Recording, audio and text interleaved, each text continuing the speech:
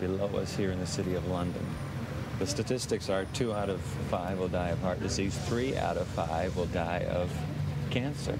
That leaves nobody left in the human race. This issue of healing, what does it mean? We asked the people on these sidewalks what they thought. 2 things, actually. One is like the, medical problems, the physical problems, and the other is, healing the soul. It's happening. I'm not a true believer. Yeah. Healing, medicine, people recovering from being sick. Spiritual healing would be kind of a religious thing, maybe, where people go to church and they get solace there. When I'm sick and somehow either it can be a person or medicine gets me better. I suppose I would think of when you're sick, you need to be healed, so you go to the hospital and you would get healed. I don't have a direct sort of, understanding. Healing is a process. It's a process of growing up, of forgiveness, and moving on. It's evolution. And then the medical healing is you go to your doctor or alternative medicine, perhaps. Healing, I've always thought of somebody like with their hands healing the body through spiritual things. My name is David Billett. I'm a family man. I'm 46 years old. I have a wonderful wife, Pamela, and 3 children, my son and my oldest daughter and my youngest daughter, who's 5. I spend a lot of time running a small business. We're a healthcare provider, and I've been involved with that for the last 2 years or so. Apart from that, I spend a lot of time trying to renovate this house that we've been in for the last 5 years or so. We just want to get it right. So a lot of DIY, and that takes up a fair amount of my time. Healing. A very interesting subject. I mean, for me, I've been in situations where I haven't been too well, and I've said, God help me, and suddenly I feel better. Whether or not that's part of my mind at work, I really don't know. And I've seen lots of examples of people claiming to be healed, and it doesn't always look surreal. So I'd really be interested to find out whether or not God still heals today, if it's something he's involved with, or is it just about our natural ability to heal ourselves? I really don't know. Anybody want a cookie? I'll take one before they get that. Okay, my name's Lani Edwards. I'm 26 years old. I'm single, but I have a boyfriend. I've got 2 brothers, and my parents live up in Scotland. I work in IT, internet security. My business card says that I'm a business development manager. So it's basically a sales consultancy role. I have a number of interests. I like reading in my spare time. Well, I don't have that much spare time. And also, I do things with kids in a local youth group. Hey, did you notice yesterday? Did you guys notice? I think healing's a really difficult subject. No one wants to die, do they? And yet that's the one inevitability of life, that everyone's going to die at some point. And it's a really difficult one, because some people pray for healing and nothing happens, and other people, apparently experience these miraculous healings where they were at death's door and nothing could happen, and they prayed or whatever, and suddenly they're all better again. And I think especially when you encounter people in your life that mean something to you, who are sick or going through difficult times, and you want to see them healed, and it's why do some people get healed and why do other people not? It's a really tough question. It's something I haven't made up my mind about totally, and I think it's something that I'd appreciate being part of a discussion on, to have my ideas challenged, find out what other people think about it as well.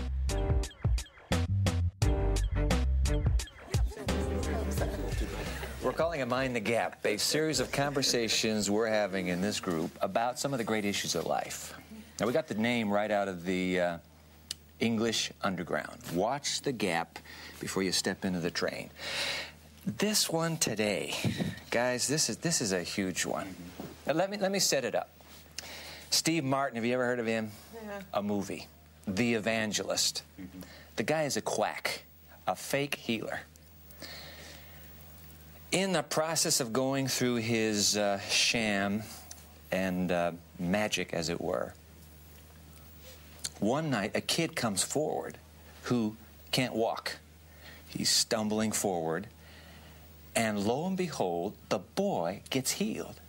And the fake evangelist, who knows the whole thing is a sham, is utterly blown out of the water. What is happening here?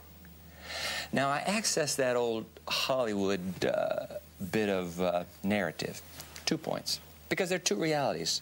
This subject, two realities. Number one, there are fake healers all over this earth, right? We'll get into that in just a moment. There are fake healers out there. Number two, there are also genuine healings out there. How are we going to put this together? Our subject today, healing, healing, healing. Now, Althea, you are our lady on the pavement. It's me with my ear to the ground. What has been heard on the street regarding healing? I've heard lots of rumblings and whisperings about this healing subject. What are they saying out there? People are talking about the stuff that they hear on TV and see on TV about all these Christian healing programs. What is it about Christians and this healing? Okay. Why do they want to heal? It's a fair question. What's going on there? Let's tackle that one. And along with that, the programs that they see, they wonder whether it's a bit of trickery, a bit of magic, a bit of hocus pocus going on there. Aren't these people planted? How can that really be? You know, is it really true? People want to know that. Okay, all right. The other thing that came out was that why does Jesus only heal some people? If he is the big God, the great, powerful God that people, all the Christians talk about, why is it that some people are healed and some people aren't? That's a fair question. We'll get to that one. Seems a bit cruel. Yeah. Any more? There's a couple more. A lot of people were talking about the people who seem to be healed have got lots of faith. They think that they've got a lot of faith in Jesus and that kind of thing, and maybe it's only those sorts of people are the ones who get healed. Okay. And isn't that a little bit elitist? If you've got to have a lot of faith, therefore you get healed. Don't like that one. Give me one more. The big question seemed to be that if God is God and he has all the power and all the knowledge, why doesn't he heal everybody now? Why wait? Why wait? Okay, all right. Well, those are some big questions. We'll start putting stuff out on this imaginary table. Let me get our free-for-all going here with this question. Is healing just about Christianity? You got to be a Christian to believe in healing? Huh? No, you're shaking your head. What's up with that? No, there's a lot of kind of healings going on, not just for Christians. Okay. There's a lot of people that have different things. Other religions? Other religions, non-believers. There's a lot of healing going on. Yeah. New Age movement. I think in all kinds of walks of life there are healing kind of features, because invariably people get sick, whether it's whether they're confused, whether they're sort of mentally ill, whether they're physically ill, whether they break bones or things, or whether they're just depressed. And there are lots of people a lot of the time who feel the need for some kind of healing. So the little box called healing is not reserved. It's not an exclusive possession of Christianity. No, because everyone Hindus believe in healing, Buddhists believe in healing, Muslims believe in healing, New Agers. Also because healing is not just about that miraculous event. It's about restoration of the body, so it can happen gradually. So when you go to the hospital and you have something wrong, and something happens to you, that is a But kind I of think healing. the questions you're reading, what's heard on the pavement is, let's talk about the miraculous stuff. What Steve Martin was trying to fake. Let's find out if, in fact, that is reality or not. Do people today, we're talking the third millennium now, we're talking 21st century. Let me rephrase that. How big is healing today in our 21st century? Health, healing, how big is it? Can you tell, what's the sense you got? I think it's quite a big industry at the moment. Industry? Industry. I mean, there's a whole thing going on about healing. I mean, if you look, for instance, at the internet, I mean, what I get on my junk mail is basically all about pharmacies and all kind of medication that you can order for any kind of ailment that you have.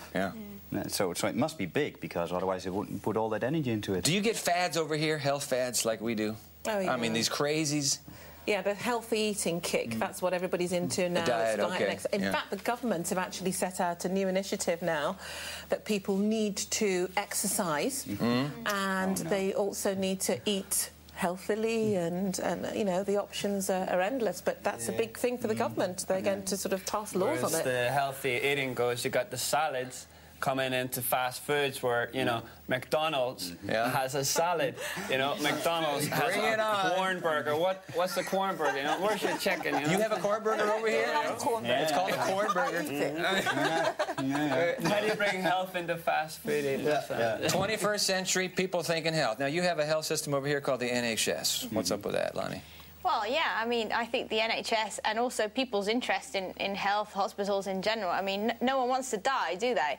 And everyone, when we get sick, we do everything we possibly can to get better. And especially people who maybe have tried conventional means and they don't work, you know, people will try anything, especially if their health is involved. And you can see that, you know, if you look at people's, you know, upset with the NHS at the moment, with the long waiting lists and the complaints that people have. And, you know, just the other day there was some naming and shaming of some hospitals on the news because some hospitals had some high cases of MRSA, for example. Now, what's this MRSA?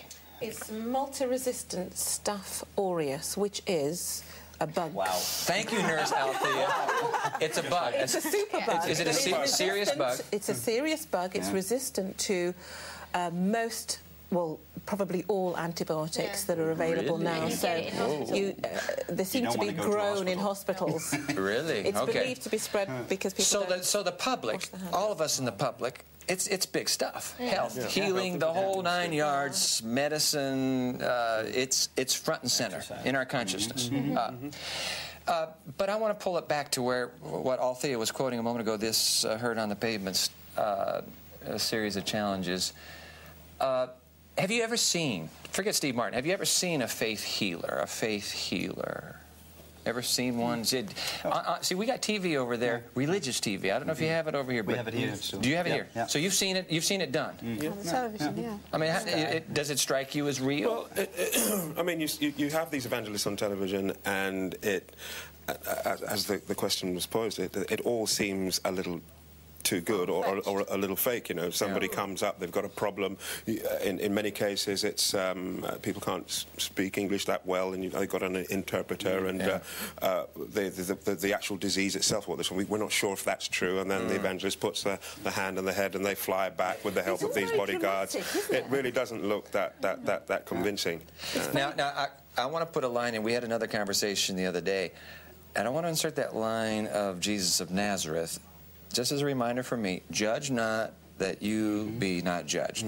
Okay, so I don't want to get us into this, well, that kind of wackiness, because there's a lot of sincere seeking for healing going on.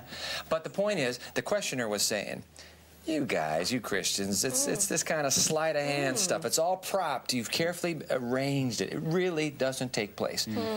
I want to get some stuff out on this table quickly. And so let me ask you this no-brainer question. Why is it that Christianity is so heavily connected, Christianity, with healing?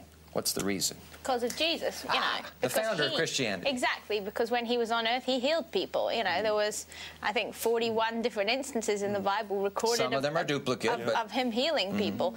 You know, it just seemed that he was doing it all the time, especially some of the accounts. Like you read Mark, almost every other verse, there's another healing miracle going on. And actually, he did more healing than he did preaching. Yeah. And I think that part of it was that the whole idea of being connected with God the healing is important, because how can you connect with someone if that person is not well and you just say hello, goodbye? You know, but Jesus was always touching people and trying to make them well again, and that's what salvation, his main message, is about. So I think that's why. Let's put a couple pieces onto the table here. I've got them scribbled down here. Conchita, Matthew, the Gospel of St. Matthew, chapter 4. And while she's finding that, Gert, would you go to the same book, Matthew 8? Yeah. You go to verses 16 and 17, Gert, and 23 to 25 from Matthew 4, Conchita. And those of you who are watching on television right now, what we're going to do is just read. We're going to this ancient document. We had a conversation, by the way, about that book called the Bible. If you will follow this Mind the Gap series all the way through, you'll come around, you'll come full circle to that conversation. But let's put some of those lines from Scripture out onto the table. Conchita? Jesus went through Galilee, teaching in their synagogues, preaching the good news of the kingdom, and healing every disease and sickness among the people. News about him spread all over Syria, and people brought to him all who were ill with various diseases, those suffering severe pain, the demon-possessed, those having seizures, and the paralysed, and he healed them. Large crowds from Galilee, Decapolis, Jerusalem, Judea, and the region across the Jordan followed him. It's not a bum rap, then, to suggest that Christianity is associated with healing. The founder of Christianity himself had this headlined reputation. He's a healer. You need healing, go to him. Thank you, Conchita. Gert, let's put yours out on the table. Yeah, when we read this a little bit later on, then we see that it's not only during the day, but in the evening he still keeps on working and healing. So he's taking a lot of time for this. It says, when evening came, many who were demon-possessed were brought to him. So they were brought to Jesus. And he drove out the spirits with a word and healed all the sick. This was to fulfill what was spoken through the prophet Isaiah. He took up our infirmities and carried our diseases. So there again, historical record states he was a healer. But you see, I'm the skeptic, and I'm going to say, yeah, right, healer. He's like the healer I see on TV in the U.S. It's all set up. He has his henchmen. They're wearing little earplugs, and they're calling out the conditions, and he's naming them without even knowing. You know, how did he know that I was in this audience? So, were the miracles of Jesus staged? Wasn't that something you read a moment ago? Yeah, I mean, it seems... His suggestion was, it's been set up, it's been staged. And Dave, you got a piece. Somebody have a piece here? Put out. I want to take a look at two miracles, two of them. Sure. Yeah, let's go to you, David. Let's find out if this is a staged one. All right. This is John chapter 5, starting with verse 5. Okay. One who was there had been invalid for 38 years. Okay, so here's a man in Jerusalem. How long did he say he's been sick? 38 years. 38 years. Now, by the way, just a little bit of background. There's a pool of water in Jerusalem called the Pool of Bethesda. In fact, I went to Jerusalem several years ago, and it's still there. I mean, they've dug it up, and there is the very pool. Superstitiously, they believe that if the water's moved, talking about New Age quackery, they believed in it too. If the water's got moved, first one to step into that water, bing, you're healed. So he's been waiting there for 38 years. 38 years. So he's well known. He's well known in the community. Everybody knows the paralytic by the edge of that tank. And in verse 8, it then says that, then Jesus said to him, get up, pick up your mat, and walk. At once, the man was cured. He picked up his mat and walked. Can you imagine seeing that? I mean, that's your little village.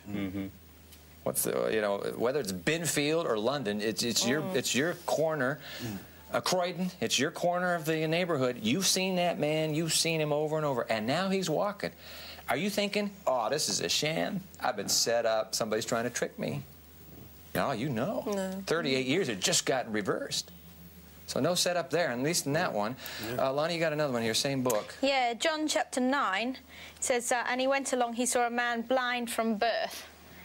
And then the story continues. Basically, Jesus puts some mud in his eyes, tells him to go wash his eyes. The man went and washed and came home seeing. And then verse 8, his neighbours and those who had formerly seen him begging asked, isn't this the same man who used to sit and beg? You know, so they recognised him, they remembered him from, you know, the blind man that had been blind from birth. You know, he has this miracle, he washes his eyes. And suddenly they can see. And it's interesting that the story goes on because some people say maybe it's a different guy. You know, they're suspicious too, just like, you know, we are. And other people say, no, it's the same person. And eventually his parents come along and his parents say, no, this is definitely our son. You know, and they kind of clarify the state. Just two examples. I know, just two. But the fact of the matter is, this Jesus of Nazareth was a very public figure. He was charismatic. By the masses we read a moment ago, they followed him. There are no special effects organizations around at that time. It's just what you see is what you get. And the record is clear. The miracles are too widely attested. So we put the evidence on the table. It can't. Good question, Althea, but it simply can't be. You can't write it off as some kind of sleight of hand. And also, he had too many enemies for him to get away with a scam like that. You know, they even killed him because they hated him so much. How could he get away with that? Yeah. It would be impossible. Yeah, that's a good point. Somebody would have rumbled it. Yeah. I want to stay with the miracles of Jesus just a little longer. Folks, it seems that Jesus is recognizing what 21st century medicine is now very keen on, and that is an intimate relationship between what? The mind. Mind and the body. Isn't medicine today pretty much going that direction? It has Holistic, to. I think people have realised that there needs to be an holistic approach to treating anyone who is ill. You can't, for instance, the person who has something that could be incurable like cancer, when you hear that devastating news, you can't just be treated with chemotherapy and then just left. You have counselling.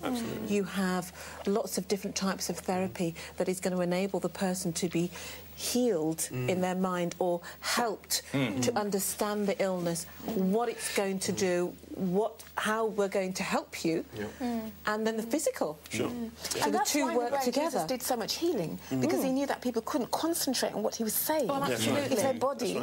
Is this a hokey pokey principle? No, this is why. This is why. Does it work? I mean, give me an example of it working today. Give me a body and mind example. Okay, well, I was climbing for a while ago with some guys up in the high Atlas Mountains in Morocco. Okay. And you know, when you go up above the 3,500 meters, that's where oxygen becomes rare. And so you take it easier. But I forgot when we got about 4,000 meters. And so I ran ahead of the group to make some pictures while they were climbing up the last bit. And I turned around and it became completely black before my eyes.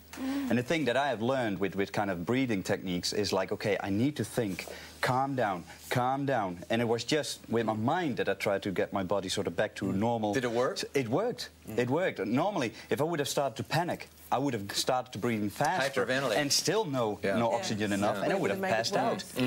So it was immediately, I noticed, like, if I tell myself, it can be so strong. There's so much power in your mind that you can have an effect on your body. I would agree with that. I remember suffering with asthma as a child, and on many occasions the doctor would be called in, and I remember the fact that I knew the doctor was coming, or that when the doctor arrived, had an immediate calming effect on my whole being. By the time the doctor got there, the situation wasn't severe, but I do understand that it's because my mind now was at ease. I knew help was on its way, and I was able to then have a little bit more confidence in the fact that I was going to get help. And by the way, those of you watching on television right now, it isn't that you have to have some sort of major conflict to illustrate the principle, or major illness. Fact of the matter is, you can be watching a flat screen. There's nothing behind the screen, folks. Trust me. You're watching a movie, and it's scary, and the orchestra is playing that scary music, and what's happening to you? Your mind is saying fear, fear, fear, and boy, what's happening to your pulse rate? And are you sweating? Do you have IMAX theaters over here? And you're right, and you are just, I'm sweating under my arms, and why? Because of the intimate relationship, mind and body. 21st century medicine says we can plug in on this. But I want you to look at this healer, Jesus of Nazareth, and how he plugged in. Let's see, Althea, you have this one. Gospel of St. Mark, chapter 2. Take a look at this story. There's a healing that takes place here. Notice how Jesus approaches the healing. Okay. Verse 3. Some men came, bringing to him a paralytic carried by 4 of them.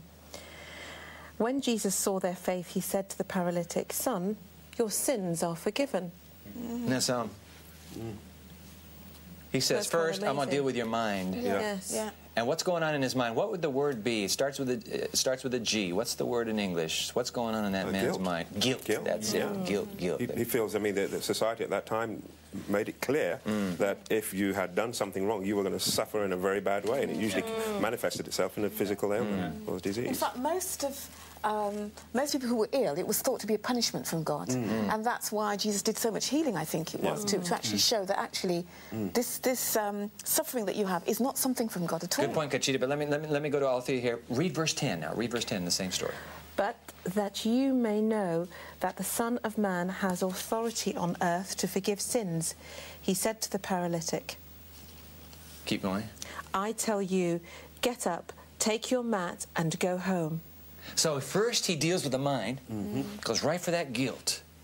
By the way, Carl Menninger, a psychiatrist, once made the statement, 90% of my cases, if I could deal with guilt, if I could deal with their guilt, if people could deal with their guilt 90% of the time, you don't have a case. But it is, I suppose it's like that for people who are overweight, grossly overweight. They feel really guilty about eating. They feel guilty about just having one extra bite. I already do. And they have to get a... Well, we know you do, yes. I already But what's your point, though, Althea? That they have to get over that in them. They have to really come to terms with... Absolutely. Okay. There's a mental blockage. But also that a lot of illness it starts in the mind. And that for many people, the healing has to start with the mind. First. Yes. Not just and Jesus is tapping into that fact, isn't he, Conchita? Yes, that is He's something going for the mind factual first. today. So I'll deal with the body in a minute. Let me deal with your mind. Yeah. And it's interesting that he started that approach first, this holistic approach. He knew that the mind had to be... Absolutely. Well, yeah, he made us. But, I mean, we have only just got the connection. It's quite interesting, isn't it, that we've come kind of like full circle to see that. Yeah. Alana, you were starting to say something. Well, you were talking about how, you know, diseases often start with the mind, but that just reminded me of, you know, people who think they're sick or whatever, and doctors sometimes give them placebo medicines, you know, and they think they're taking the medicines and they think the medicine is healing them, and actually it's just a tablet that's doing nothing, you know, and yet people who take placebos, because the mind is so strong, they truly believe that this is the drug that is healing them, that is making them whole. You know, it's their mind that's doing that, but they see the physical change in their body of being healed because because it's their mind that's controlling it. And my attitude toward placebos is, I don't care how strong the placebo is, just keep giving it to me. If it'll work. Yeah, absolutely. Well, who would want the real stuff, really? Darren, I want to put another piece on this table, please. The book of Proverbs. Now, this is a collection of wise sayings from King Solomon. Ancient literature. But Proverbs 17, verse 22. What 21st century medicine is just cueing in on. Take a look at this. Sure. A cheerful heart is good medicine, but a crushed spirit dries up the bones. That's now, Darren, you deliver pizzas. That's right. Do you spread cheer when you move among your customers? Yeah, I'd say I see a few happy faces when I bring a hot pizza to the door. Not so happy when you ask them for the money. And by the way, Darren, when the tip is bigger, do you feel even more cheer? Well, yes. Let's say. What did you just read again? Give me that line again. It says, "A cheerful heart is a good medicine." Ooh, so what's happening up here is good medicine. Isn't that what Solomon is saying? King Solomon, what's happening up here? 21st century medicine. It's good medicine. 21st century medicine has discovered, in fact, that principle. Mind, body. Okay, so we put that out. So this Jesus of Nazareth, you can't say he's a quack. It's just it's too far a stretch. You're not even using good logic to make that premise. It's too widely attested. The masses followed him. The word's out. He's bringing healing. B, he's working through the holistic principle, Gerd, as you said, mind-body. Mind-body. Asthma. You see the doctor coming. Suddenly, Dave, you start experiencing relief in symptoms. Yeah. C, I want to put this on the table as well. Jesus must have been very selective. He picked the easy cases. Why didn't he, didn't you just read that? Why didn't he heal everybody? Now, what's our response? Lonnie, well, you have a text here. I think that's a question that's based in flawed logic. The text that Gert read earlier from Matthew chapter 8, you know, it talks about going into villages and healing all the sick. There's Matthew 8 verse 16. He healed all the sick. You know, and there are several cases in the Bible where Jesus goes into villages and heals every single sick person in the village. Right. You know, and you know, I think, okay, he doesn't. You know, Jesus isn't actually walking here in the UK with us, but I think if he was, you know, he would go into towns, he would go into hospitals, and doctors would be redundant because he would heal literally everybody, because that's Jesus, the historical figure. That's what he did now. In fact, you have, when you mentioned physicians there, you have a physician who's writing one of the books in the New Testament. His name is Luke. He was a physician. The historical record indicates he was a physician. You have one instance where the individual, it was a woman, had been, the gospel record says, had been to many physicians, had spent everything she had. And by the way, Luke leaves that little line out. He said, I am a doctor, I'm going to protect my professional circle here. And he leaves out the part about she'd been to many physicians and only got worse. But the point is, she had tried everything. And then she goes to Jesus, and he heals her. In fact, I cannot think of one, and I've searched my mind, I cannot think of one instance when somebody came to Jesus and said, may I be healed? And he said, no, not you. No. Not one. Yeah. But today, I can think of 100. I can think of 1,000. People who have said, I want to be healed. But nope.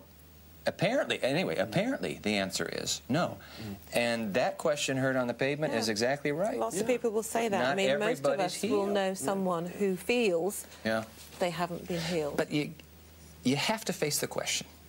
Why doesn't God just do it now? I mean, don't you believers, you Christian? Don't you have an almighty God who sits on the throne of the universe? Why doesn't he just look down at this little tiny planet and say, be healed? And 6 billion children are healed. Why doesn't God do that today? Because God is a gentleman. He asks permission. And he would not invade somebody's life like that and just go and heal them and sort them out. And the choice they have to make. And we did say earlier on, it's connected with faith as well. Yeah, exactly. So you have to have it's about relationship. God is establishing a relationship with us. So God is not a placebo, is he? No. God is a relationship.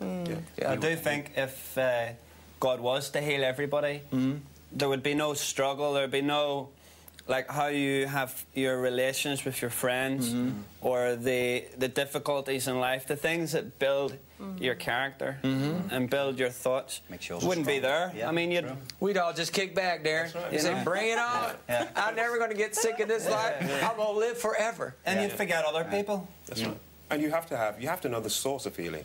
If healing just came to everybody, you'd say that your particular God healed. I'd say my God healed me, and it's important to know that the real and true Almighty God healed you. And guys, it's not just healing on the physical level. There's what other kinds of healing can take place? Mental healing. Okay, mental. Give me another one. Emotional healing. Give me another one.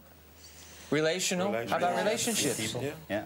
Yeah, that's one of the biggest things for people today. Look at you're watching right now and you're saying, you know, this is a great conversation. I'm not sick. I don't need any physical healing right now. Wait a minute. Most of us here don't need physical healing right now either. But how about on the emotional level? How about down deep in the mind and the heart that we carry? Broken hearts. How many of us go through life? You're sitting in the tube. How many of those hearts are broken? Lonely people. Dave, your marriage. Yes, I've been married for 26 years now. That's wonderful. Yeah, people say it's wonderful, but I got married very young, 21, and I don't think anyone who knew us then thought that we would survive for 1 or 2 years. But throughout that time, we both became Christians, and becoming a Christian didn't necessarily make things easier, but it meant that we had a source. At the end of the day, when things were going wrong, we had to come back and say, look, we can't handle this by ourselves. And 26 years later, we're still here, more mature. My wife respects me as a child of God. I respect her as a child of God, and that's what keeps us going. The pain can get healed. That's healing. The emotional baggage can get emptied. And life can be restored, not on the physical, my ankle's working better, but my heart is working better. Oh, my. Yeah, when we my need mum the healing. Lost her daughter. You would never have thought she could have ever got over that or recovered. She was a broken woman. She really was. She didn't eat, she didn't sleep, she didn't feel. And now, okay, it's been some time, but it's just amazing how things have changed. She has been healed. She probably doesn't go around saying, I've been healed. No, but you can emotionally, testify to it. I know. That is one thing for sure. She has definitely been healed. She probably will never get over that, but she can deal with it. She can cope. Healing on the physical, healing on the emotional, the mental, the relational. And back to that question that you heard on the pavement. Why doesn't God heal everybody now? I'd like to posit one more response, and that is, this isn't heaven yet. Now, God has promised Revelation, that last book of the Bible, God says the day's coming when I'm going to wipe away every tear. I'm going to heal every disease. There will be no more death. There will be no more hospitals. No more divorce courts. No more bankruptcy filings. There will be no more pain. God's going to have the last word. But this planet, remember another conversation we had? This planet has another prince, and he is saying, this is my kingdom. And God says, all right, let's let the kingdom play out its last ace. Play the ace in your hand. Let's watch this. But God says, even if I don't heal you now, I have for you what your heart wants most, and I am going to have the last word for you. Isn't that something? I want you to hear. We're going to roll some tape now. I want you to hear a testimony. Cynthia Benz. All right, she's a Christian. She has MS, multiple sclerosis. Now, you know, it's a young adult disease, and it gets progressively worse and worse. She's asked God to heal her. Notice how she's living with that story. Let's roll the tape right here. I know a bit about healing firsthand because I have multiple sclerosis, which in my case is characterized by remissions and relapses. So I have experienced how wonderful it is to lose those troublesome symptoms, and how awful it is to get them back again or face new, worse ones. If you are healed so that you're totally freed of all your illness and problems, feels like a completely new start. But as a consequence, you're faced with taking on new challenges and responsibilities. For me, healing isn't simply a matter of all or nothing. Healing isn't just getting rid of symptoms, especially the obvious ones, the visible ones. Healing is more holistic than that. It involves being put together again, functioning more fully and sensitively in the way we were created to function, smoothly and in balanced, integrated ways. As a Christian, I believe that healing is about trusting God, learning patience, and how to wait positively for God's timing, not my own. It's about growth, really realizing the limits of my independence and the advantages of dependence on God. I also believe it's possible to continue having troublesome symptoms and problems and still experience being healed. On this earth, God is with you, whether or not you are healed. He loves you just the same.